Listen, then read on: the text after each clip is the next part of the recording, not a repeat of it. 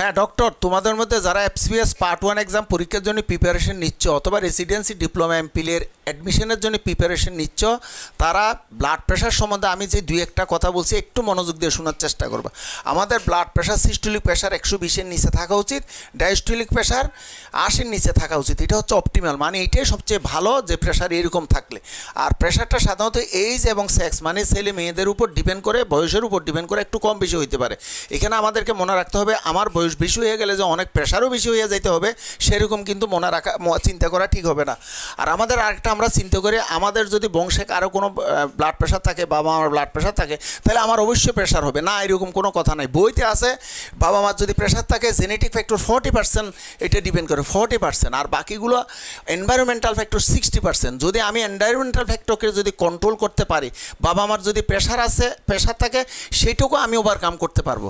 তো এনভায়রনমেন্টাল ফ্যাক্টরটা কি এক নম্বরে, অনেকগুলো ফ্যাক্টর আছে, এর মধ্যে আমি 2-3টা দরকারি ফ্যাক্টর বলছি। এক নম্বর হচ্ছে লবণ, কোনো অবস্থাতে পাতে লবণ খাওয়া যাবে না, তরকারির মধ্যে লবণ সীমিত পরিমাণে খাইতে হবে।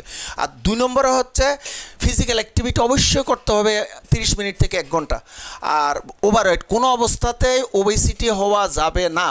এখন পূর্বপুরুষের কারো কোনো ব্লাড প্রেশার নাই, কিন্তু তুমি যদি ওবেস হও তাহলে ওবেস মানে হাইপারটেনশন, ওবেস মানে ডায়াবেটিস মেলিটাস, আর অ্যালকোহলেরও একটা ব্যাপার আছে।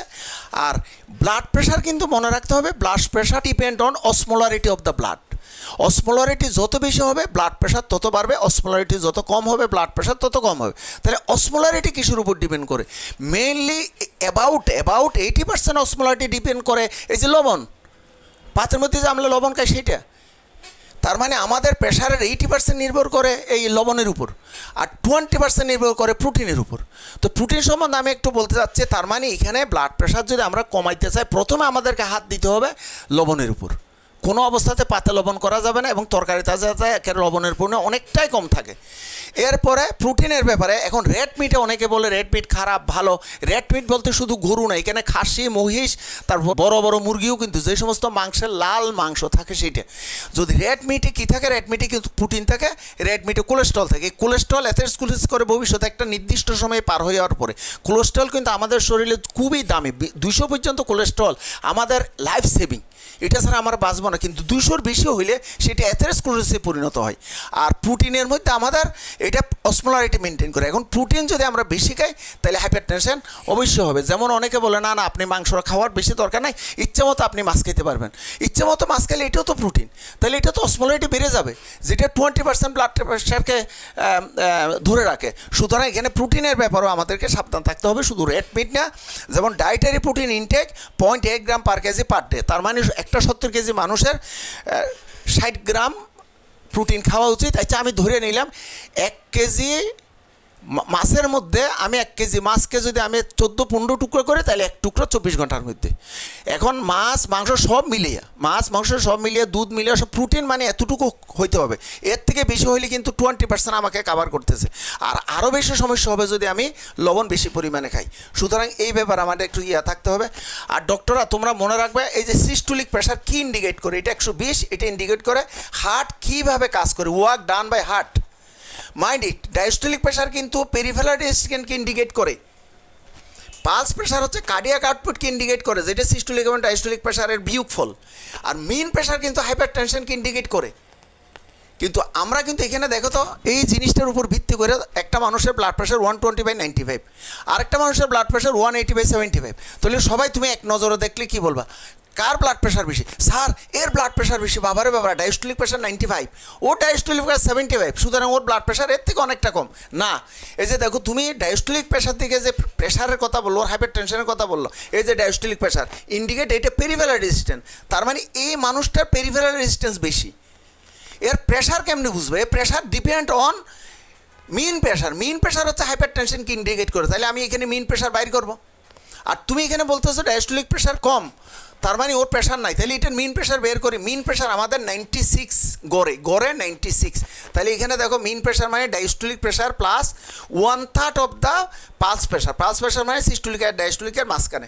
তাহলে তার মানে এটা একটু অঙ্ক করলে হয়, মিন প্রেশার হচ্ছে 105, যার 125/95 মিলিমিটার মার্কারি প্রেশার আছে তার মিন প্রেশার হচ্ছে 105। আর যেটাকে তুমি পাত্তা দাও না 75 মনে করে ওর প্রেশার নাই মনে করছো, সে তার দেখো মিন প্রেশার হচ্ছে 110। তার মানে 96-এর মধ্যে এর 105, 96-এর মধ্যে ওর 110।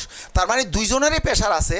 তুমি যাকে সবচেয়ে বেশি প্রেশার মনে করতেছো ডায়াস্টোলিক, যেহেতু বেশি সেই জন্য এটাকে প্রেশার বেশি মনে করতেছো, আসলে এটারও প্রেশার বেশি। তার মানে এটার থেকে আরও প্রেশার এটার বেশি। তাহলে এটা ডায়াস্টোলিক হাইপারটেনশন, এটা সিস্টোলিক হাইপারটেনশন। সুতরাং তুমি কার্ডিয়াক যারা প্রফেসর কার্ডিওলজির সঙ্গে তুমি আলাপ করতে পারো। কারণ আমাদের মৃত্যুর হার সবচেয়ে বেশি স্ট্রোক ইসকেমিক হার্ট ডিজিজ। যত কম খাওয়া যায় লবণ 80% কিন্তু প্রেশার ইন্ডিকেট করে। আরেকটা দেখে যে Barack Obama, president Barack Obama, ওর 55 বছর যখন বয়স ছিল 1916 সালে, তখন কিন্তু 80 কেজির মতো ওজন ছিল। এবং দেখো প্রেশার হচ্ছে 110/68। এই যে দেখো 68 প্রেশার, এটা দেখলে আমাদের অনেকে মনে করবে যে হাইপোটেনশন। না, ওর হেলথ প্রোফাইলে দেখা যাবে নো মেজর হেলথ ইস্যু, এবং তার শুধু একটু অ্যালার্জি আছে। তার মানে 110/68, এত বড় লম্বা মানুষ 55 ইয়ার্সের, দেখো প্রেশারটা কম। আর আমরা সবাই মনে করি 125/85, এটা কোনো ফ্যাক্টর না। একবার দেখো তো মেইন প্রেশার হিসেব করে দেখিও তো। সুতরাং আমাদের মতো বয়স, তোমাদের মতো বয়সে 25-30 আমি মনে করি 110/70-এর বেশি রাখা উচিত না, কারণ সারা জীবন বাকি আছে। এখন আসো এরপর আরেকটাতে আমরা যাই, সেটা হচ্ছে এই যে দেখো heart receives his blood supply during diastole, very very important. আমাদের হার্ট যখন কন্ট্রাক্ট করে তখন করোনারি আর্টারিগুলো চাপ পড়ে, সেই জন্য ওই সময় সিস্টোলের সময় করোনারি আর্টারি যেহেতু চাপ পড়ে, করোনারি আর্টারি ব্লাড সাপ্লাই দিতে পারে না হার্টকে। ডায়াস্টোলের সময় করোনারি আর্টারি যখন রিল্যাক্স থাকে তখন ব্লাড দিতে পারে হার্টে। তাহলে এখন 120/80 এই প্রেশারে হার্টে কীভাবে রক্ত দিবে? এই যে ডায়াস্টোলিক প্রেশার 80-তে রক্ত দিবে, 80 প্রেশারে। আর 110/70 যদি কারো প্রেশার হয় তাহলে ওর হার্টের কত প্রেশার রক্ত দিবে? 70। আচ্ছা এখন বলো তো, একটা গ্রামের গরিব মানুষ, ওর প্রেশার হচ্ছে 85/40, অথবা অনেকের প্রেশার বোঝাও যায় না। গ্রামের মধ্যে দেখবে একেবারে পালস রেট, ভলিউমটাই বোঝা যায় না। তাহলে ওর হার্টে কীরকম প্রেশার পাচ্ছে? এই যে মাত্র 40 মিলিমিটার মার্কারি প্রেশারে ওর হার্টে যাচ্ছে। তার মানে ইসকেমিক হার্ট ডিজিজ, করোনারি আর্টারিতে যদি ইসকেমিয়া অ্যাথেরোস্ক্লেরোসিস হয় তাহলে সেখানেও তো ব্লাড কম যাচ্ছে, এখানেও তো ব্লাড কম যাচ্ছে। তাইলে ওইটাকে বেশি গুরুত্ব দিবা, এটাকে বেশি গুরুত্ব দিবা না, এটা তো হইতে পারে না। সেই জন্য আমাদের গ্রাম দেশে যারা খাইতে পারে না এবং যাদের ব্লাড প্রেশার একেবারেই কম, দেখবা তাদের decrease blood flow to the heart, এদের হার্টে ব্লাড ফ্লো কম থাকে এবং ওদের চেস্ট পেন হয়, কার্ডিয়াক পেন, ইসকেমিক হার্ট ডিজিজের মতো ক্লিনিক্যাল ফিচার হয়। কার্ডিওলজিতে সবচেয়ে বেশি ওষুধ আছে প্রেশার বাড়লে সেটাকে কমানোর, কিন্তু প্রেশার কমলে সেটাকে বাড়ানোর ওষুধ তেমন নাই। যেমন গ্লুকোকর্টিকয়েড তার তেমন নাই, সেটা আবার টেম্পোরারি। ওর স্যালাইন যদি খাওয়ানো হয় সেটাও কিন্তু 72 ঘন্টার মধ্যে আবার প্রেশার আগের অবস্থায় চলে আসে। তার মানে এই যে গরিব মানুষগুলো তুমি যখন প্রেশার মাপবা তখন দেখবা যে 70/40 অথবা 35, অনেক সময় প্রেশার বোঝাও যায় না। এই জন্য তাদের বুকে ব্যথা হয়, মাথা ঘুরায়, তাদেরকে ওর স্যালাইন দিল কিন্তু 2-1 দিন পর আর ওরা আবার আগের অবস্থায় ফিরে আসে। তাহলে তাদেরকে কী করতে হবে? আমরা প্রথমে পড়ছিলাম না, ব্লাড প্রেশার অসমোলারিটির উপর ডিপেন্ড করে। আমি প্রোটিন জাতীয় কিছু দিব, মাছ মাংস ডিম দুধ খাওয়ার মতো ওদের অত টাকা নাই, তাইলে আমি ওদেরকে ডাল খাওয়াইতে পারি। অনেকে বলে স্যার ডালের দাম তো আরও বেশি, কিন্তু মাছ মাংস তো 1 কেজি 1.5 কেজির নিচে পাওয়া যায় না, কিন্তু ডাল তো 100 গ্রাম 200 গ্রাম 300 গ্রাম পাওয়া যায়। যদি আমি সেরকম ডাল যদি তাকে বাটিতে করে প্রতিদিন 2 বাটি করে ডাল 2-3 মাস যদি দেওয়া হয় তাহলে কিন্তু অসমোলারিটি বাড়তেছে। অসমোলারিটি বাড়লে মানে ব্লাড প্রেশার একটু বাড়বে, তার মানে তার শরীর ভালো লাগবে। আর যদি এর সঙ্গে লো ব্লাড প্রেশারের সঙ্গে যদি এনিমিয়া থাকে, তাহলে এই এনিমিয়াটাই যে দেখো, এনিমিয়া থাকলে reduce oxygen supply to the টিস্যুতে অক্সিজেন যেতে পারে না এনিমিয়া। সেই জন্য আমাদের হার্ট কী করে increase cardiac workload to meet the demand of the body tissue. Heart বেশি পরিমাণে কন্ট্যাক্ট করবে বডি টিস্যুতে অক্সিজেন ডিমান্ডের জন্য, তাহলে হার্ট ওয়ার্ক বেড়ে গেল না, এই যে which can lead to chest pain. হার্টের ওয়ার্কলোড বেড়ে গেল এবং এটা চেস্ট পেন হবে। তাহলে একদিকে ব্লাড প্রেশার কমে গেল, আরেকদিকে এনিমিয়া হইল, তাহলে ওর ইসকেমিক হার্ট ডিজিজের মতো ক্লিনিক্যাল ফিচার ডেভেলপ করবে। তাহলে এই রুগীকে আমরা করতে পারি যদি আমি ডাল দিই, যেটা আমি 100-200 গ্রাম করে পাবো বাজারে কিনতে পারি, সেই ডাল যদি আমি রেগুলার খাইতে বলি, এই যে মুসুরি ডাল, মুগ ডাল, খেসারি ডাল, এগুলো মিক্সিং করে যদি খাইতে বলি, তাহলে আস্তে আস্তে আস্তে আস্তে অসমোলারিটি বাড়বে।